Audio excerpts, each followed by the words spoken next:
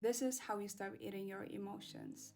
Every time when you feel like you want to reach out for some food because you want to regulate your emotion, you ask yourself, what kind of emotion am I seeking from this food? What kind of emotion is this food gonna trigger in me?